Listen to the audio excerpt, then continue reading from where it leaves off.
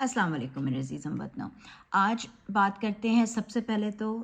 Supreme court کا جو فیصلہ آیا، جو نیب کے جو قوانین ہیں ان میں جو ترامیم کری تھیں، جو پی ڈی ایم کی حکومت آئی تھی، یہ جو 13-14 جماعتوں کی ایک مکس چار حکومت آئی، انہوں نے اس میں کچھ ترامیم کی تھیں، اور ان ترامیم کے بارے میں وہ کس طرح سے کیا کیس تھا وہ، اور وہ کس طرح آج سپریم کورٹ کے فیصلہ، تو اس کے بارے میں کچھ حقائق جو فیکٹس ہیں وہ تھوڑے سے بتاتی ہوں آپ کو، اور پھر کچھ تھوڑا سا اپنا تجزیہ آخر میں بتاتی ہوں. تو دیکھیے، نیشنل اکاؤنٹیبلٹی بیورو جو ہے وہ فارم ہوا تھا. اس کے جو لاز ہیں، اس کے جو قانون ہیں، نیشنل اکاؤنٹیبلٹی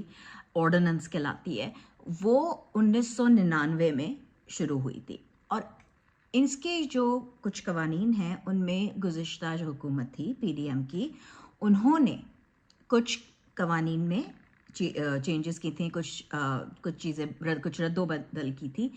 جن کی وجہ سے، جن کی بنا پہ ہم نے دیکھا کہ زرداری صاحب کے، شریف خاندان کے کئی کیسز جو ہیں وہ معاف ہو گئے، کئی کیسز جو تھے وہ ختم ہو گئے.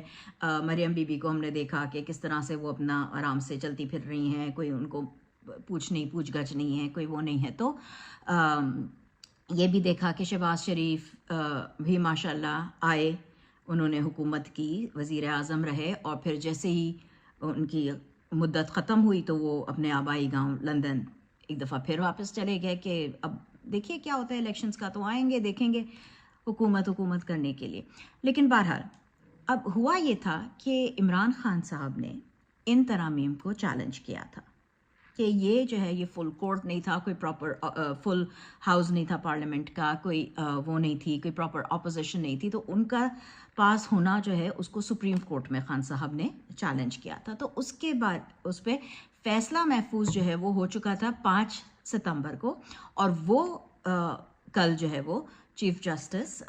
نے عمر عطا بندیال صاحب نے اپنے جاتے جاتے وہ اس کے بارے میں کیس سنایا. اچھا، اب یہ ہوا تھا کہ یہ جو امینڈمنٹس تھی، یہ جو ترامیم تھیں، ان میں یہ ہوا تھا کہ یہ تو ہم کو پتہ ہی ہے کہ کرپشن کے بڑے بڑے کیسز جو تھے وہ ان کی انکوائریز جو تھیں وہ رک گئی تھیں، وہ کیسز ختم ہوئے تھے. ان میں سے کچھ ایسے بھی کیس تھے کہ جس میں 50 کروڑ سے کم کا جو غبن ہے، یا 50 کروڑ سے کم کی جو چوری ہے، وہ اس پہ کوئی کیس بنتا ہی نہیں ہے.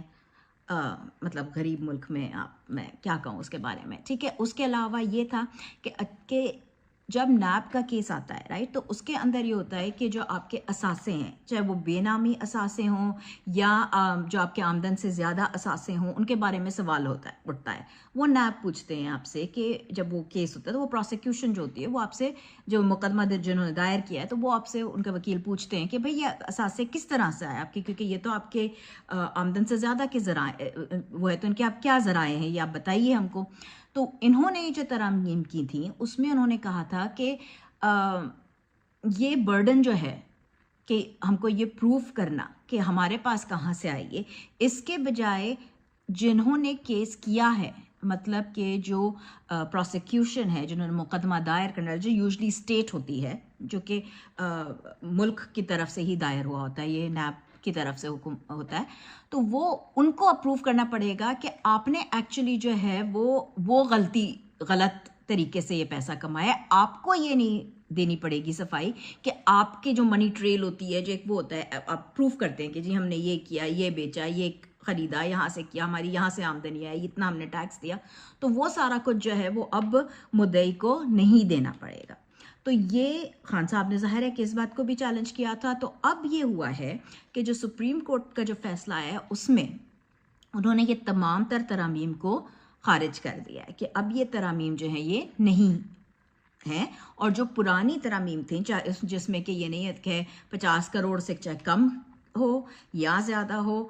بے نامی اثاثے ہوں یا آپ کے اپنے نام پہ ہوں، وہ جس بھی طرح سے ہو، ان کا سب کا حساب جو ہے وہ نیب اب لے سکتی ہے، اور وہ قانون اب ختم ہو گیا. اچھا، خان صاحب نے تو پہلے ہی ان قانون کے جو ہے، بلکہ ان کے اوپر اتنے کیسز چلے، 200 کے قریب کیسز ہیں،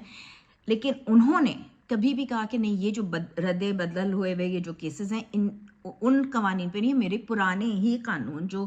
اسٹرکٹ لاز ہیں انہی پہ میرے تمام کیس چلیں گے. تو اب جو ہے سپریم کورٹ نے نہ صرف تو یہ کیا کہ یہ ساری ترامیم کو اٹھا کے ردی کی ٹوکری میں ڈال دیا ہے، بلکہ آگے یہ بھی کہ جو کرپشن کی جو انویسٹیگیشنز ہو رہی تھیں اور جو پوچھ گچھ ہو رہی تھی ان ساروں کو جس جگہ پہ سے روکا گیا تھا وہیں سے اسی جگہ سے اسی مقام سے دوبارہ شروع کرنے کی ہدایت دی ہے سپریم کورٹ نے۔ یہ 3 اعلیٰ ججز کا بینچ تھا، جس میں جو ہمارے جاتے ہوئے اب ریٹائر ہوتے ہوئے چیف جسٹس ہیں عمر عطا بندیال صاحب وہ تھے، اس کے علاوہ جسٹس اعجاز الاحسن صاحب اور جسٹس منصور علی شاہ تھے، اور 3 رکنی بینچ تھی یہ، اور اس میں یہ تھا کہ یہ بینچ تھوڑی تقسیم ہوئی بھی تھی، ڈیوائڈ، ہم دیکھ رہے ہیں کہ کس طرح سے آج کل بینچز ڈیوائڈ ہو بھی رہی ہیں، تو لیکن پھر بھی میجورٹی کا فیصلہ تھا یہ، مطلب یہ کہ چیف جسٹس عمر عطا بندیال صاحب اور اعجاز الاحسن صاحب جو تھے ان کی یہ فیصلہ تھا کہ یہ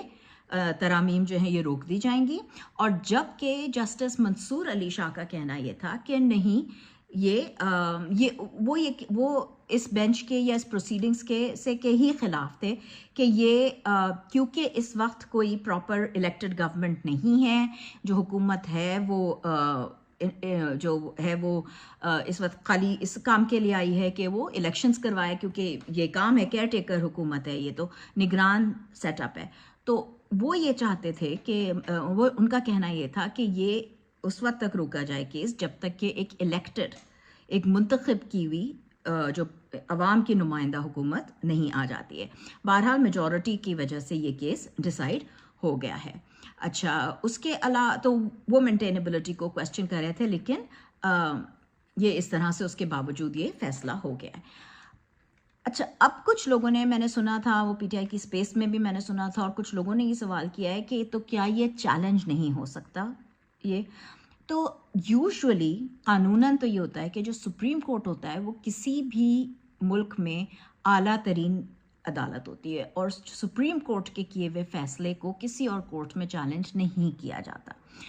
اگر دوبارہ اپریزل کے لیے کہا بھی جائے کیس کو، تو وہ جو بینچ جس نے یہ فیصلہ سنایا ہوتا ہے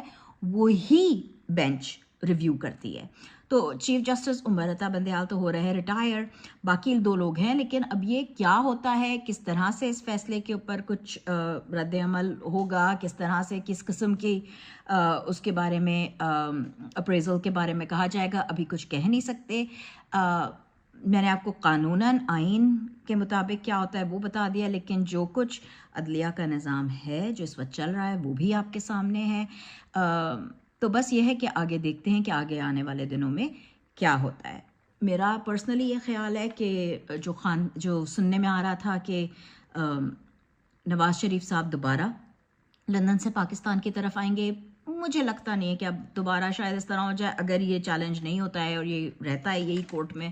فیصلہ، تو پھر تو مشکل ہے، کیونکہ پھر اگر کیسز وہیں سے شروع ہونے ہیں تو میرے خیال میں وہ جو پلیٹلیٹس گرے تھے اور جو علاج ہے وہ بھی ادھر سے دوبارہ شروع ہو جانا ہے۔ بہرحال دیکھتے ہیں آگے کیا ہوتا ہے۔